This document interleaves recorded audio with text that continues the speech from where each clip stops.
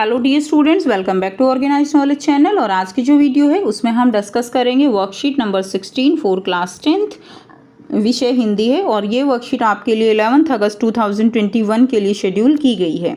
आज की जो वर्कशीट है बच्चों, उसमें हम नया जो आपका अध्याय है नेताजी का चश्मा, उसके ऊपर बात करेंगे। सो वर्कशीट शुरू करने से पहले बेटा प्लीज़ चैनल को सब्सक्राइब कर लीजिए, बेल आइकन को प्रेस कर लो ताकि आपको आने वाली वीडियोज़ की नोटिफिकेशन वो मिल जाए। सो प्यारे बच्चों, आज हम भारतीय स्वतंत्रता संग्राम के इतिहास में प्रसिद्ध तुम मुझे खून दो मैं तुम्हें आज़ादी दूंगा का नारा देने वाले महान क्रांतिकारी श्री सुभाष चंद्र बोस के बारे में वर्णित पाठ नेताजी का चश्मा, उस पर बात करेंगे। जैसा कि आपको पता है, इस पाठ के लेखक और कहानीकार स्वयं जो है वो कौन है? प्रकाश जी हैं। क्या आपको नहीं लगता कि नेताजी के बारे में बात हो उससे पहले लेखक स्वयं प्रकाश जी के बारे में हमें जान लेना चाहिए? तो सभी बच्चे सुभाष चंद्र बोस जी जो महान क्रांतिकारी थे उनके बारे में जानते हैं, ठीक है। तो इस जो पाठ है उसके लेखक कौन है? प्रसिद्ध कहानीकार स्वयं प्रकाश जी हैं, ठीक है। और उनके बारे में जानेंगे।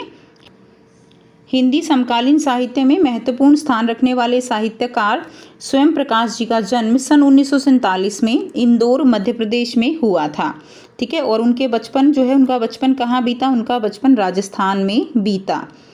और मैकेनिकल इंजीनियरिंग में पढ़ाई करके एक औद्योगिक प्रतिष्ठान में नौकरी की। तो वो जो है उन्होंने मैकेनिकल इंजीनियरिंग में पढ़ाई की और एक जो औद्योगिक प्रतिष्ठान है वहाँ पर उन्होंने क्या की? एक इंडस्ट्री में उन्होंने नौकरी की।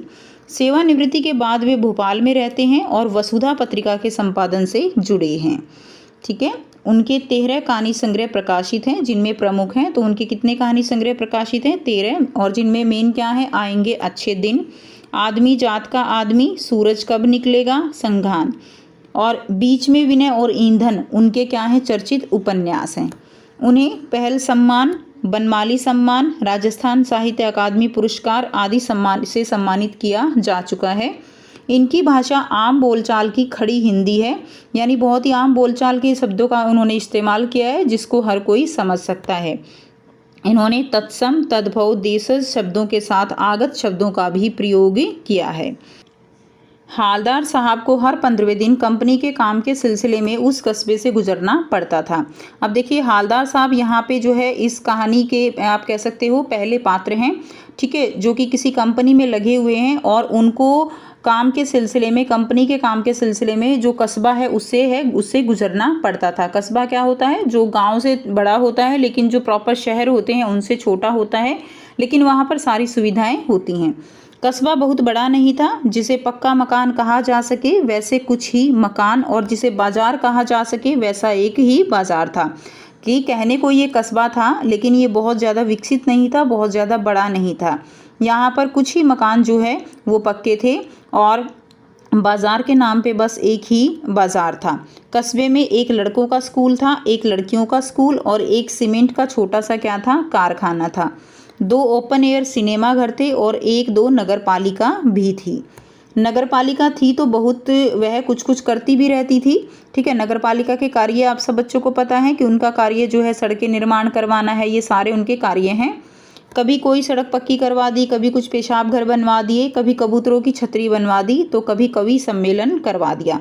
तो ये सारे कार्य किसके हैं? ये सारे कार्य नगर पालिका के कार्य हैं।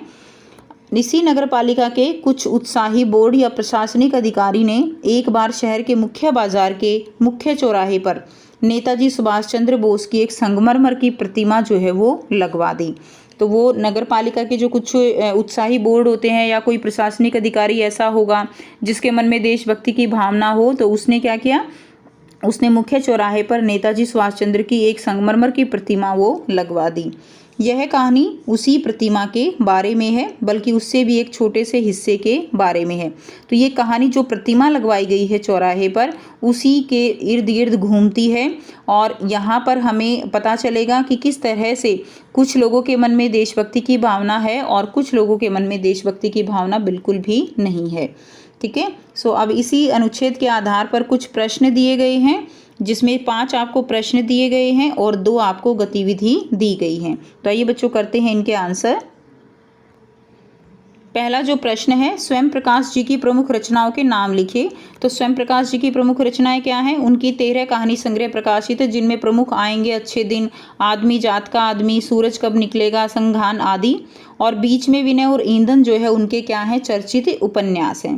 प्रश्न 2, नेताजी ने कौन सा प्रसिद्ध नारा दिया था? तो उनका प्रसिद्ध नारा था, तुम मुझे खून दो मैं तुम्हें आज़ादी दूंगा। नेक्स्ट देखिए, प्रश्न 3 है, हालदार साहब को किस सिलसिले में उस कस्बे से गुजरना पड़ता था? तो हालदार साहब को कंपनी के काम के सिलसिले में उस कस्बे से गुजरना पड़ता था। तो ये आप इसका आंसर लिख देंगे। प्रश्न 4 है, गद्यांश के अनुसार नगर पालिका के क्या कार्य होते हैं? तो नगर पालिका के जो है क्या कार्य हैं? तो देखिए, हमने पढ़ा अभी, सड़क पक्की करवाना, पेशाब घर बनवाना, कबूतरों की छतरी बनवाना, शहर में मूर्ति लगवाना, ये सब क्या है? ये सब नगर पालिका के कार्य हैं।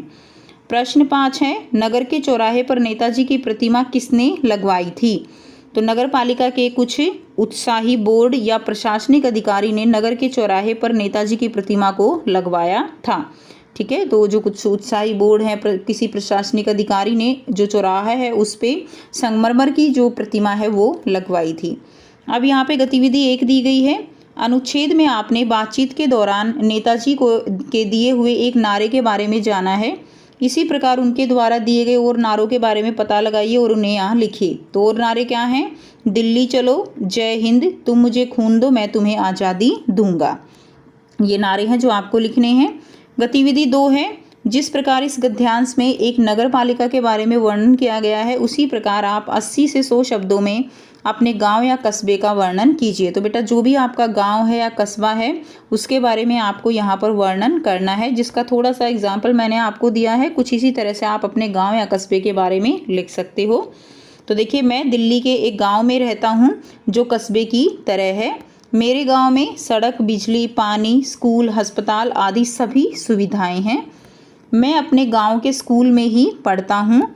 मेरे गांव में प्राथमिक स्कूल भी है। मेरे गांव में कई दुकानें हैं और मेरा गांव बहुत ही साफ सुथरा है। यहाँ पर सभी सुविधाएं उपलब्ध हैं। बिजली 24 घंटे रहती है। गांव में पेड़ पौधे, फसलों की एक किस्म, फूलों की विविधता आदि है। इन सब के अलावा आप रात में ठंडी हवा और दिन में गर्म लेकिन सुखद हवा का आनंद भी हम यहाँ पर ले सकते हैं। तो ये इस तरह से आप अपने जो गांव है या कस्बा है उसके बारे में लिख सकते हो। सो ये थी आपकी आज की हिंदी की वर्कशीट। आई होप सभी बच्चों को क्लियर है। बहुत ही इंटरेस्टिंग ये आपका अध्याय होने वाला है। काफ़ी इंटरेस्टिंग है ये, जिसमें आपको आगे और भी इसके बारे में जो है पढ़ने को मिलेगा नेक्स्ट वर्कशीट में। सो अगर वीडियो अच्छी लगी तो लाइक कर दीजिए, शेयर कर दीजिए और चैनल को सब्सक्राइब भी कर दीजिए। So thanks for watching students. मिलते हैं नेक्स्ट वीडियो में नेक्स्ट वर्कशीट के साथ।